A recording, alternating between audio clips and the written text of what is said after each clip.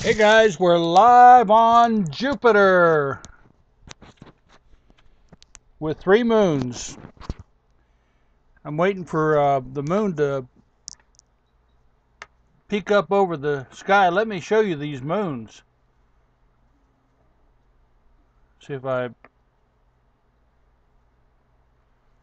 make the exposure adjustment, you see 1, 2, 3 moons and Jupiter.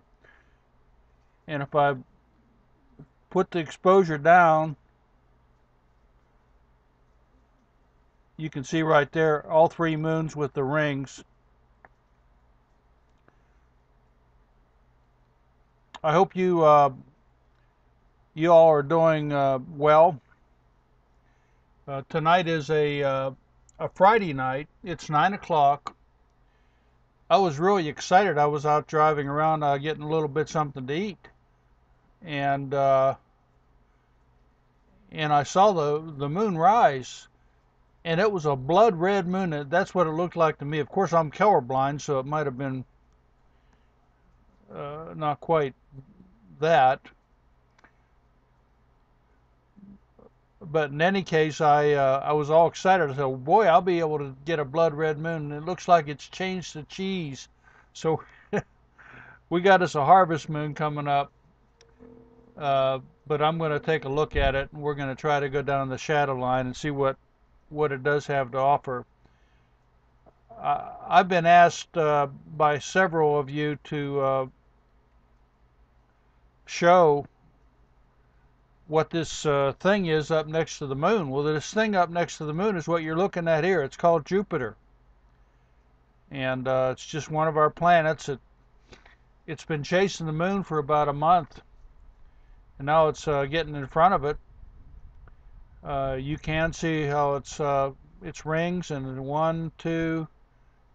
Well, it's hard to see but if I turn the exposure up, you can see the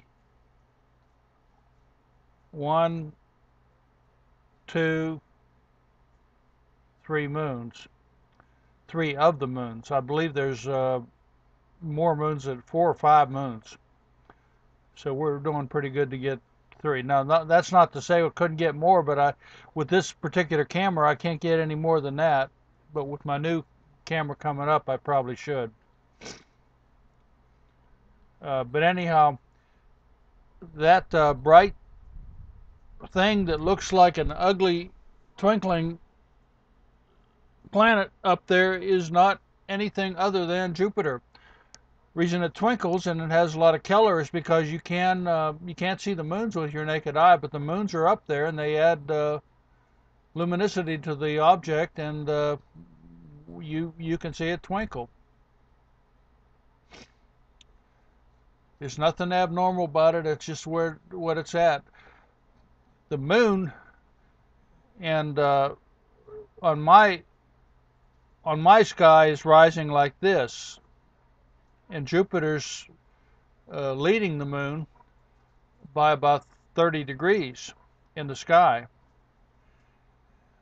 Now what's going to happen is, see, right now some of you have been saying, well, why don't you get Saturn? With Saturn you can't see right now because it's pretty close to the sun. But Saturn will be visible in November/December, so I'll be able to show you Saturn very soon when it's isolated in the celestial sky. Okay, I'm going to pause this and move down to the moon. Let me just see if I can try it live, just to see. If it works, it works. If it doesn't, it doesn't. The moon is still behind the trees, but we can probably still get it if we get right on it. I'm going to hit on my control, hit planet, and then I'll go down and hit the moon and hit enter. Now it's going to move. See, it's moving, moving, moving, moving, moving.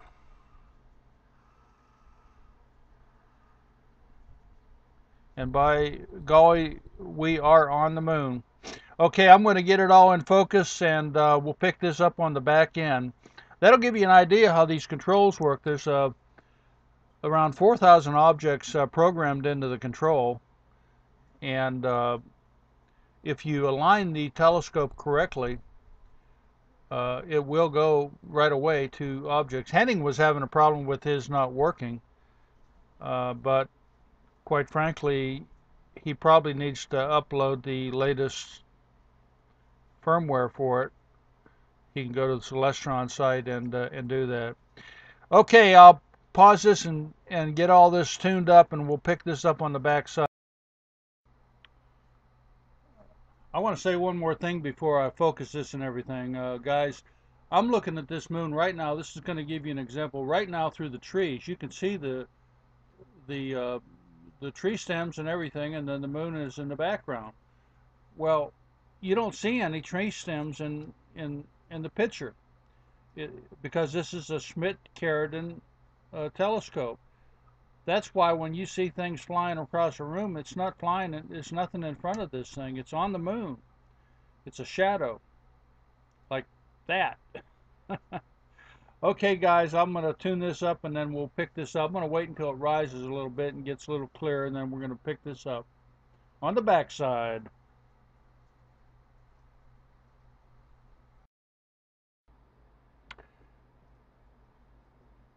Hey guys, we're back. I was fixing to set up here and get it in focus and all that, and I'm in focus, but I'm adjusting contrast and looking right at the edge of the moon, and I saw something very unusual, and I thought I'd turn the recorder on. I'm not sure if it's a star or if it's a UFO. This is the surface of the moon, and I have my exposure set on auto, so it's bringing in more detail than I normally would get, but you can see something is right there, right off the surface of the moon, but I'm not sure what it is. And like I said, it is in focus.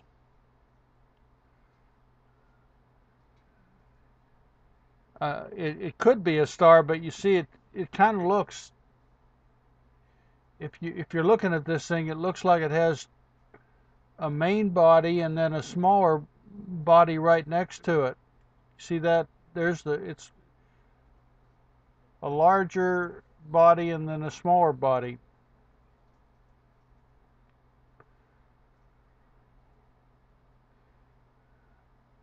I'm stretching the camera just to bring this to you. I'm not clear what it is. If I raise the contrast,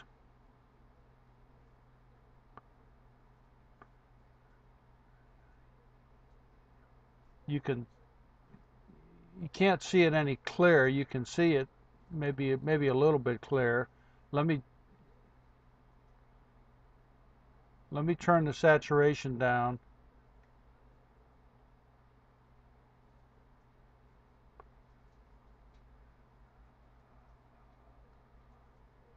Let me turn the sharpness up. It's hard to tell what it is, guys. Let's see if I turn the gamma up. It's just something I ran across, and you know, Bill, he's looking for strange things. Let me continue to get this thing set up on the moon, and we're going to do us a little tour here in a minute or two. I might keep my eye on this for a little bit longer, and then we'll start our tour. Okay, guys, I'm back, and you can see this is where I was. This is the surface of the moon, and it is in focus. And if I turn the exposure all the way up, uh, this is where we were seeing something right there, and I just don't see it anymore. So let me turn it on auto. Nope, there it is.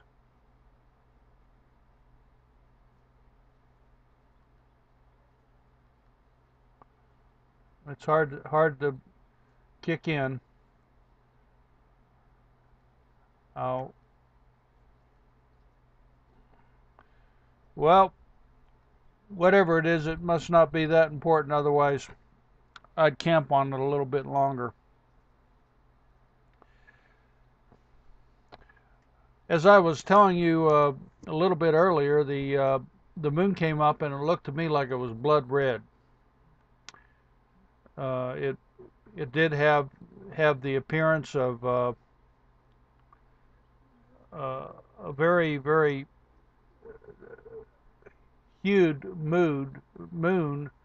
Maybe it was getting some of the sun on it. That's how they get the blood red moons. Well, the weather here in Richmond is it's clear. It's in the high 60s, and there's no clouds in the sky. Jupiter is at the 2 o'clock position, which I showed you right at the beginning. Some of you guys have been mistaking Jupiter for different other things, but it's just Jupiter. It's been hanging out with the moon for forever. It's slowly leaving the moon though, and as it's going to eventually leave the moon, and we won't see it for a while, uh, at least from my porch. The moon is in a a shadow condition, so we're going to see more detail now on the edge. And I don't know about you, but to me this kind of stuff is just fascinating. This is uh, just an incredible image. And let me adjust the exposure up just a little bit. That's better. You can see some of these craters. And no, that's not the wind blowing. That's the atmospherics on the moon.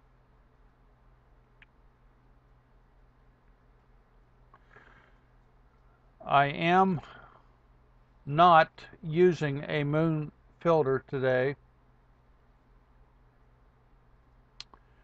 And I think that when I don't use the moon filter, I get a little bit more detail and color. But it it doesn't give me as much flexibility on the exposure. Isn't that beautiful? In fact, this is your shadow line, and if you were out on Friday night at 9:45 looking at the moon, you would see the shadow would go from about the 12 o'clock position down to 3 or 4 o'clock. We're just starting the shadow, and we're at the 12 o'clock here. And as you look at the moon right now, up is up and down is down on my screen.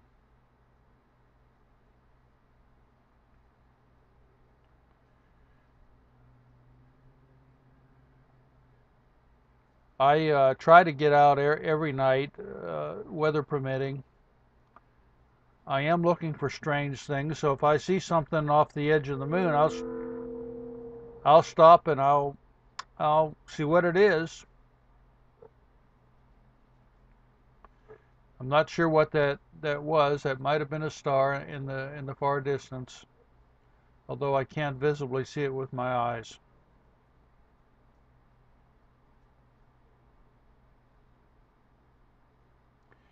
You're always going to see more detail. Now see, that was a definite UFO. Did you see that thing streak across? Sometimes this thing right now is recording at 6 frames per second, and I saw it go just like that.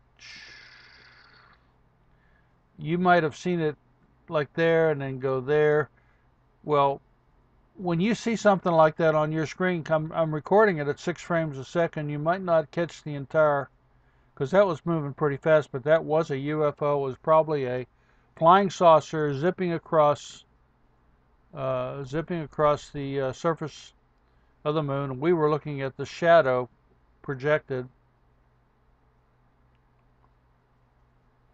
on the surface.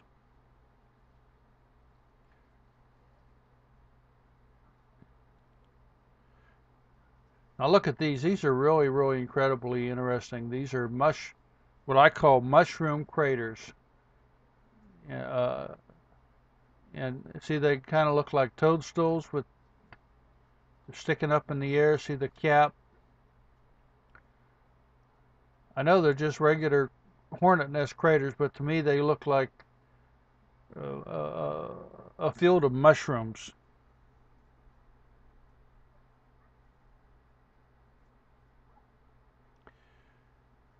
For this session, I have the camera butt up against the focuser, and there is that famous skid mark. See right there?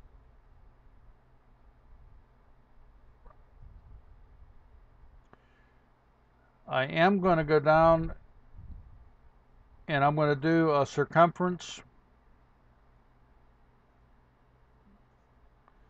Let's just camp on this a minute. Let me turn the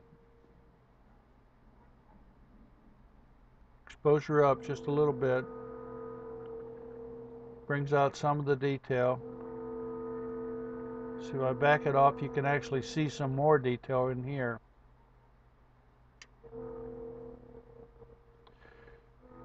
Looks like that's a mountain range with a crater right on the top.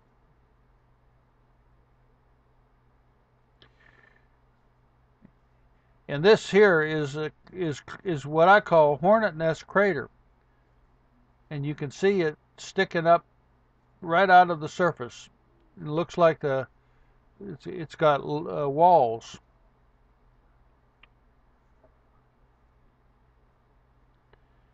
Very interesting.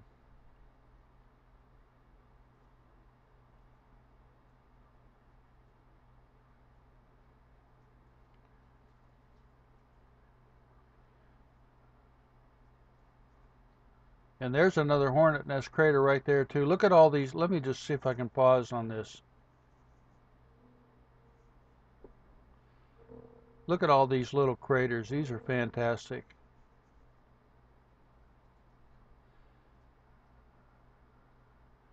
Look at the detail. Let me just camp on that for a minute so you can look at it.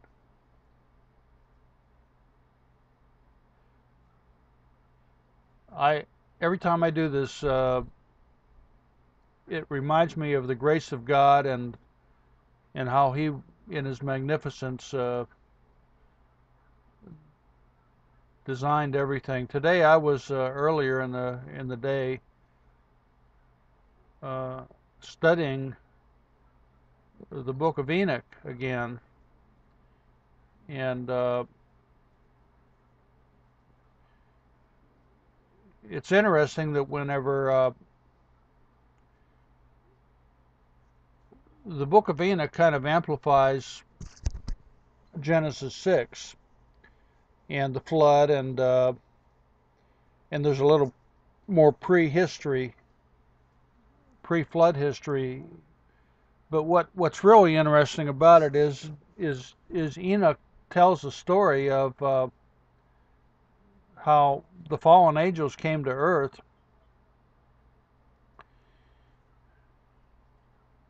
after man was starting to get situated. And let's just camp out on this for just a second. I think that's incredibly beautiful.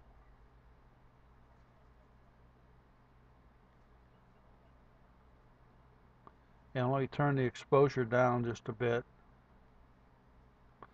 See how when I turned the exposure down, you could see more of the detail of this crater right here.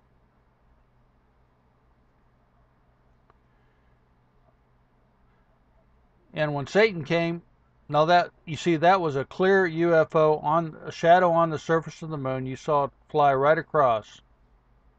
No doubt, no doubt, no doubt. Flying saucer on the moon. Flying saucer on the moon. Went like this, guys. It's going to be a good night for flying saucers, I think. Wonder what's up. There's another one.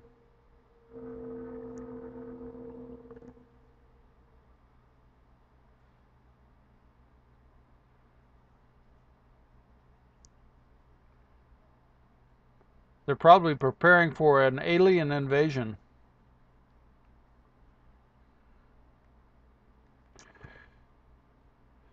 The fallen angels came down to earth at Mount Hermon,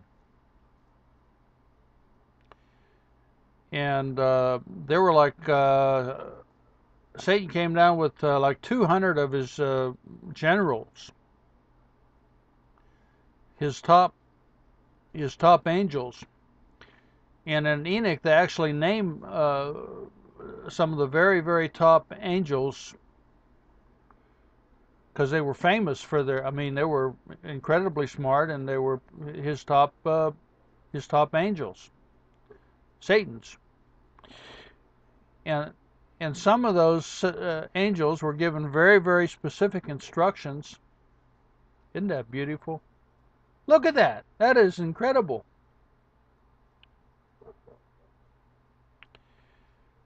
They were giving very specific instructions.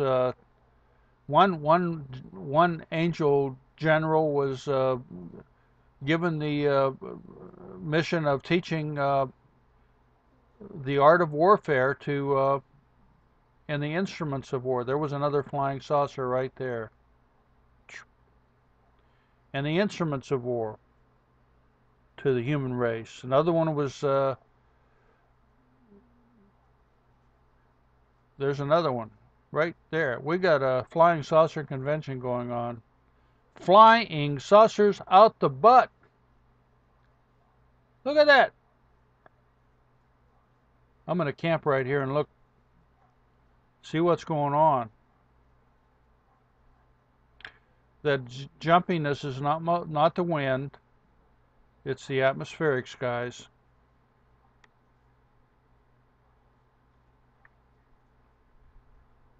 That's a beauty. That is beautiful, beautiful, beautiful.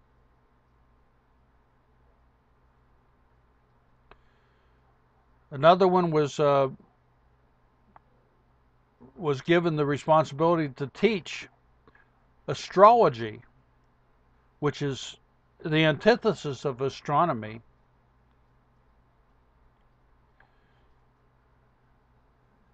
And they did a lot of things to try to basically pervert what. Isn't that beautiful? Absolutely stunning. To pervert the Lord's teachings.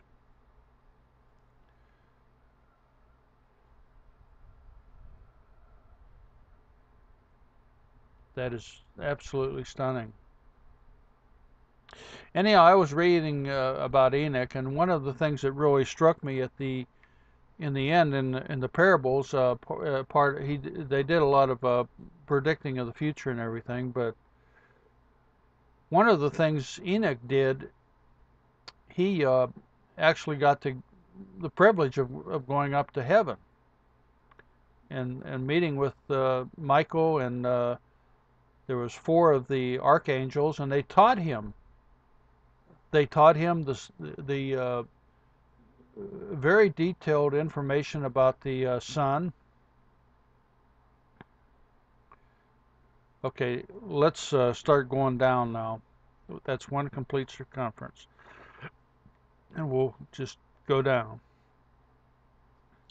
And I was astounded. I've read this thing about 5 times, but since I've been getting into astronomy, I was astounded at the detail of instruction that he was given about the sun and the moon, the phases of the moon, and an incredible amount of detail showing Enoch, explaining to him how getting the 364-day year, even when Enter explained leap year and everything else.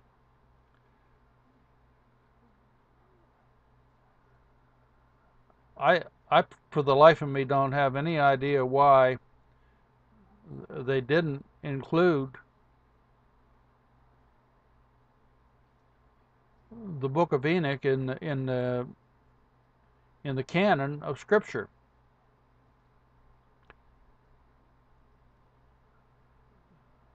At the Council of oops, got to hit the right button. Nicaea, I think it was. I don't know where they had a confab and determined what was going to be in the Scripture, and they decided Enoch wasn't going to be in it. Now Enoch is in the Catholic Bible, but in the general Protestant Bible, it's not recognized. But if you go and read the book of Jude, you'll see in there that Jesus Christ himself actually quotes from the book of Enoch. So I figure if it's good for Christ, it's good enough for Bill. So I'm reading it, and isn't that that's not the wind, that's atmospherics, guys. Isn't that interesting? It looks like a spinal column, doesn't it?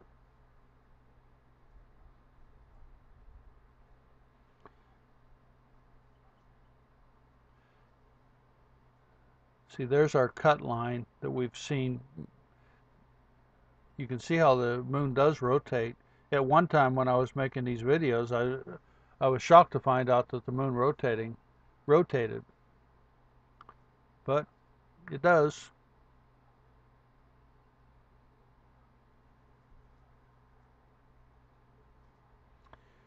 Anyhow, I was studying the book of Enoch. Actually, I was studying it with my friend Mike.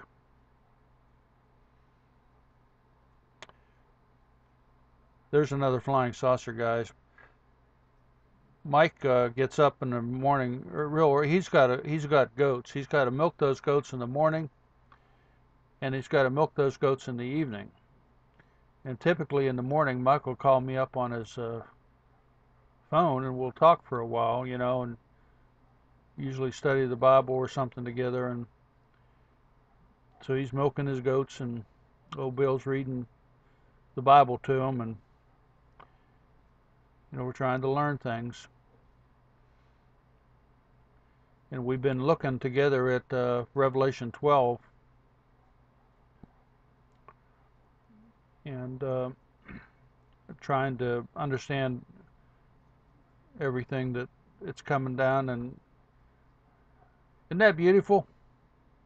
Let me turn up the exposure just a bit. There you go.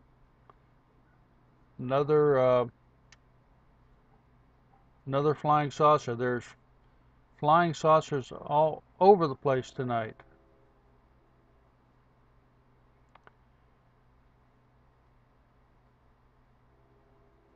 Now see that? I'm gonna have to turn the exposure back down. There you go.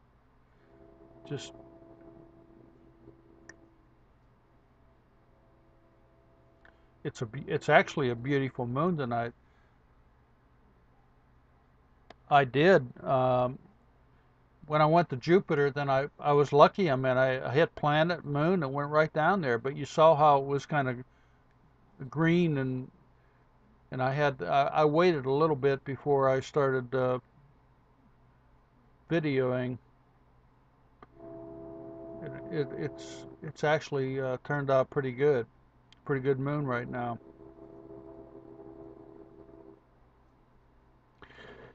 Anyhow, if you're interested in that kind of stuff, we'll pick up the Book of Enoch. It's on the internet. You can just download it and read it for free, or you can order it like I do. I got about 5, 6 different versions of the book. The version of the book that I recommend, or at least the one that I personally think is the best translation, is the one by Lawrence. But that's just, I guess, because that was probably the first one that isn't that beautiful, guys? And I'm going to turn the exposure up on this because it's a little dark. Isn't that beautiful? That mar right there.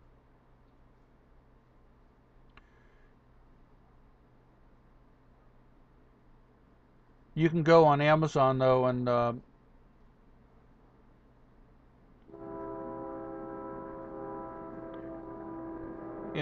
get, that is unbelievably beautiful. I can't believe that NASA would show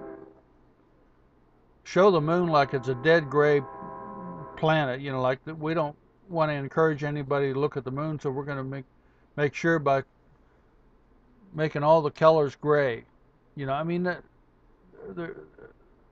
it's actually sinful. You know what I mean?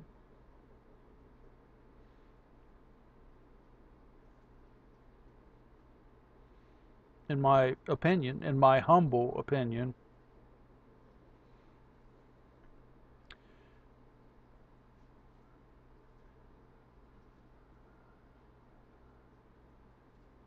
Yeah, if you're into the Bible, you might want to try Enoch just to get. I got to turn the exposure back down. See how it's really bright, you know.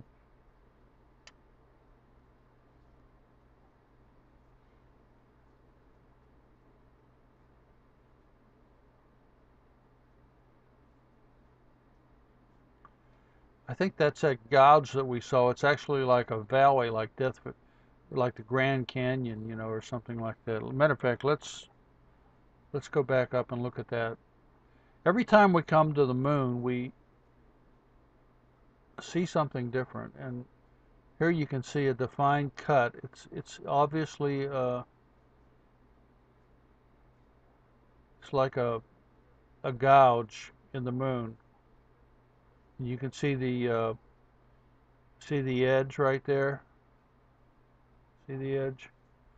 If you were a spaceman in there, it would look just like the Grand Canyon looking up against that wall, walking around. If you were walking around in that Grand Canyon on the moon, and that is incredibly long too. That's a long, long segment.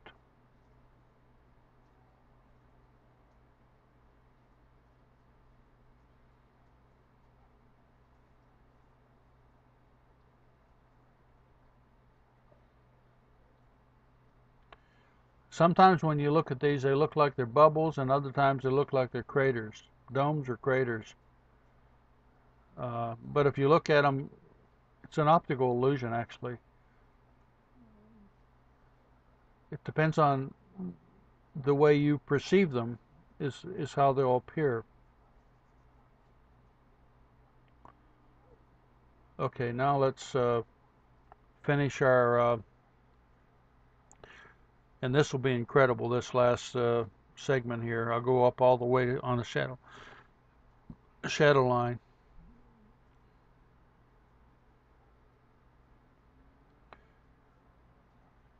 Let me turn the exposure up. See, it's just a little bit overpowering. Just,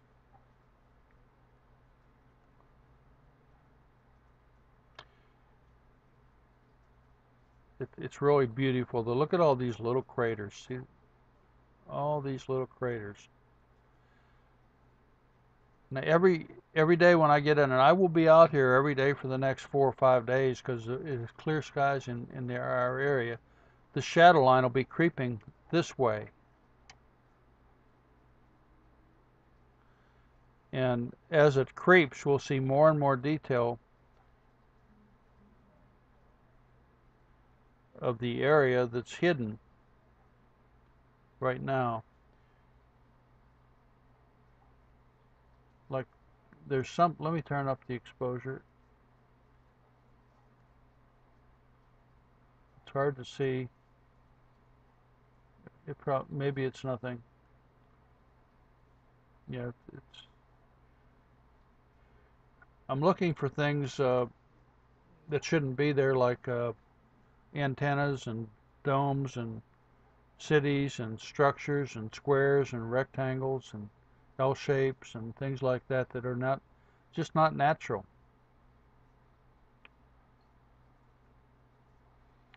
or shadows that shouldn't be flying across the moon.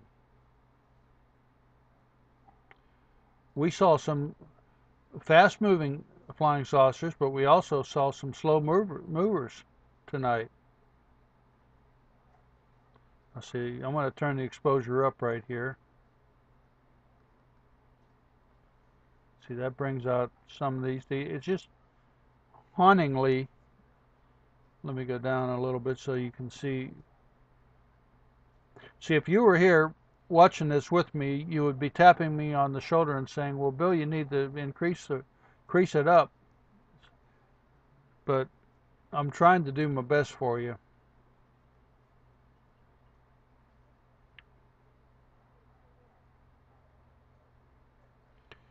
I'll tell you what we're going to do. We're going to finish this up right at the top of the moon. Pretty close to where we started it. This is a very good survey. Saw a lot of activity on the moon, a lot of movement, a lot of flying saucers.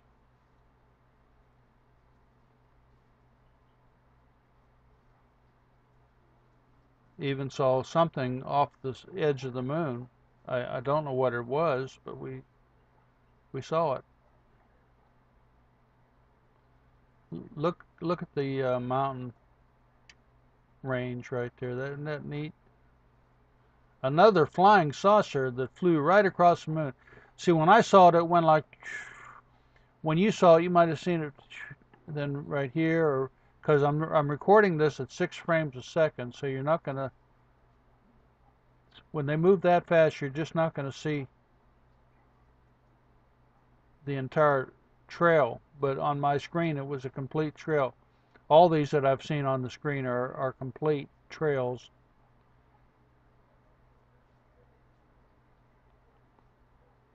And I guess that's as good a place as any to stop. I appreciate you watching my videos, subscribing to my YouTube channel. Hope you have a great weekend, guys. In the meantime, I wish for you and yours clear skies, guys.